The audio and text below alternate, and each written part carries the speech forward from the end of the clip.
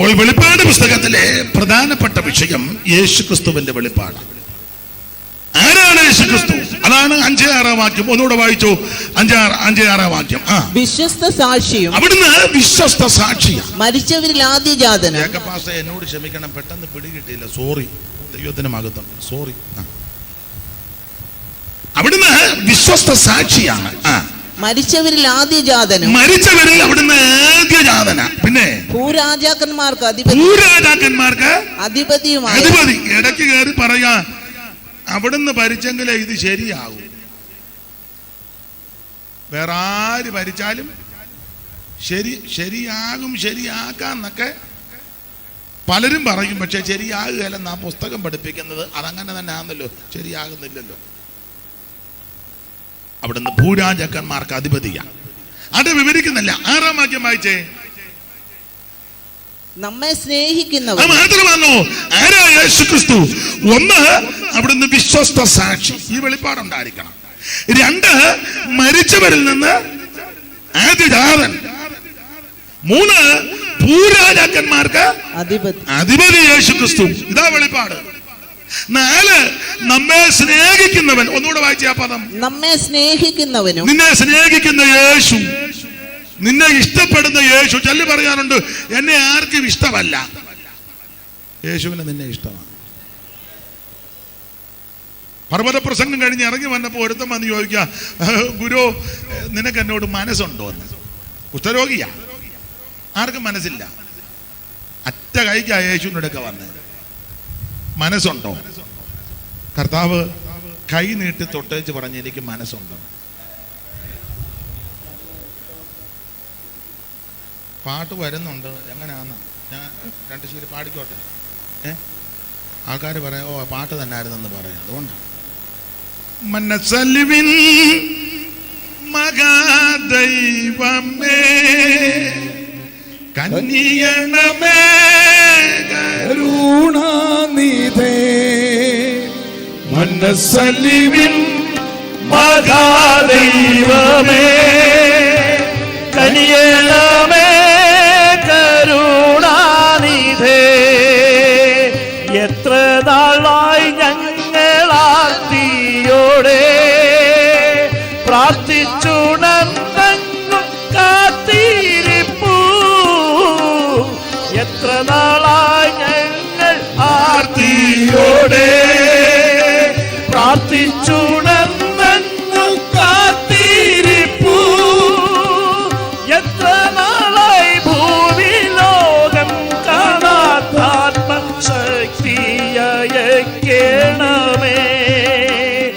എത്ര നാളായി ഭൂമി ലോകം കാണാത്താത്മശക്തി അയക്കണമേ. മനസ്സലിവിൻ മഹാദൈവമേ കനിയണമേ കരുണാനിധേ. ഇന്ന് രാത്രി ഓർപ്പിക്കട്ടെ, നമ്മെ സ്നേഹിക്കുന്ന യേശു. ചില ചിന്തയുണ്ട്, മാതാപിതാക്കളെ സ്നേഹിക്കുന്നില്ല. ചില മാതാപിതാക്കൾക്ക് ഒരു ചിന്തയുണ്ട്, മക്കള് വേണ്ടതുപോലെ സ്നേഹിക്കുന്നില്ല. സഹോദരങ്ങൾക്ക് ചില ചിന്തകളുണ്ട്, എന്നെ സ്നേഹിക്കുന്നില്ല.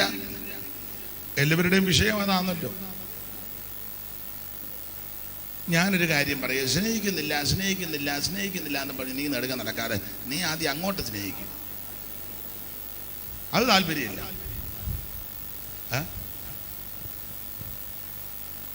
അമ്മായിയമ്മയ്ക്ക് എന്നോട് സ്നേഹമില്ല. സഹോദരി, നീ അമ്മായിയമ്മയെ ആദ്യം സ്നേഹിക്കുക. രാവിലെ എഴുന്നേൽക്കുമ്പോൾ വെളുപ്പിനെ എഴുന്നേറ്റ് പാട്ട് പാടി, അത് മിക്കവാറും ഇല്ല. ഉണ്ടെങ്കിൽ അത് കഴിഞ്ഞ് ഒരു കട്ടനിട്ട് തള്ളയ്ക്ക് കൊണ്ട് കൊടുക്കുക. അമ്മ ഇന്ന കാപ്പി. തള്ളമാരും കുറേ ഒതുങ്ങണം. നിന്റെ കൂപ്പിയൊന്നും എനിക്ക് വേണ്ട. തള്ള നീ 70 ഓർത്തോണം. നീ പണ്ട്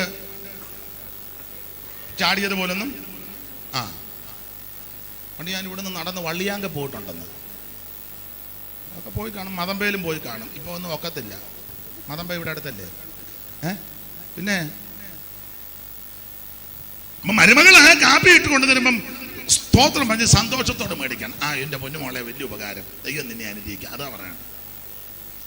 പൊടി കുറവാന്നോടി. അവള് വിറ്റാന്ന് മൂക്കിപ്പൊടി കിട്ടി നിനക്ക് കാപ്പി തരും.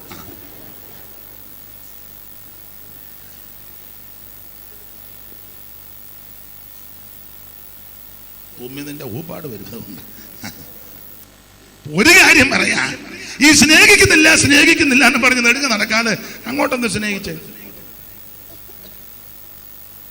ഇത് കൊടുത്താലല്ലേ കിട്ടുന്നേ. ചെല്ലി പറയാ, പാസ്റ്റർ ഞാൻ എത്ര സ്നേഹിച്ചിട്ടും നിരാശപ്പെടണ്ട, നിന്നെ സ്നേഹിക്കുന്ന ഒരു കർത്താവുണ്ട്. സ്തോത്രം.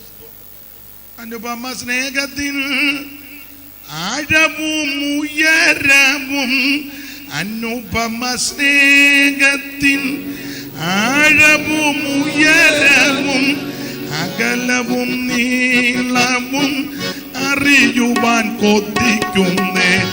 അകലവും നീളവും അറിയുവാൻ കൊതിക്കുന്നേ. ശ്രീയേശുനാഥാനിൻ സ്നേഹം സ്വർഗമോടി വെടിഞ്ഞു എന്നെ തേടി ധരയിൽ വന്ന ശ്രീയേശുനാഥാനിൻ സ്നേഹം. അപ്പൊ ശ്രദ്ധിക്കുക, വെളിപ്പാട് പുസ്തകത്തിലെ പ്രധാനപ്പെട്ട വിഷയം യേശുക്രിസ്തുവിന്റെ വെളിപ്പാടാണ്. ആ വെളിപ്പാട് 5:6 എഴുതിയിരിക്കുക. 1, അവിടുന്ന് വിശ്വസ്ത സാക്ഷിയാണ്. 2, മരിച്ചവരിൽ നിന്ന് ആദിജാതന. 3, ഭൂരാജാക്കന്മാർക്ക് അധിപതിയാ. 4, നമ്മെ സ്നേഹിക്കുന്നവനാ. ഈ വെളിപ്പാട് ആദ്യം പ്രാപിക്കണം. അടുത്ത പരമായി ചെയ്യാമേ. നമ്മുടെ പാപം പോക്കി നമ്മെ തന്റെ രക്തത്താൽ, അവിടുത്തെ പരിശുദ്ധ രക്തത്താൽ വിടുവിച്ച്. അയ്യോ, ആരാ യേശു? അവിടുത്തെ പരിശുദ്ധ രക്തത്താൽ നമ്മുടെ പാപത്തെ പോക്കുന്നവനാ. കർമ്മമാർഗം കൊണ്ടോ, പുണ്യപ്രവൃത്തി കൊണ്ടോ, ദാനധർമ്മം കൊണ്ടോ, നേർച്ച കാഴ്ചകൾ കൊണ്ടോ, ആചാരം കൊണ്ടോ, അനുഷ്ഠാനങ്ങൾ കൊണ്ടൊന്നും പാപം പരിഹരിക്കത്തില്ല. പാപം പരിഹരിക്കുന്നത് യേശുക്രിസ്തുവിന്റെ പുണ്യാഗ രക്തത്താലാ. നിന്റെ അകൃത്യങ്ങൾ രക്താംബരം പോലെ ഇരുന്നാലും, എത്ര കടുചുമപ്പായിരുന്നാലും, പഞ്ഞി പോലെ, ഹിമം പോലെ വെളുപ്പിക്കുവാൻ പര്യാപ്തമായും പരിശുദ്ധ രക്തമാണ് യേശുവിന്റെ രക്തം. എന്താ ഒരു സന്തോഷമില്ലാത്തേ? ഇത്രയും സന്തോഷം ഉള്ളൂ? ഉള്ളതാട്ടെ.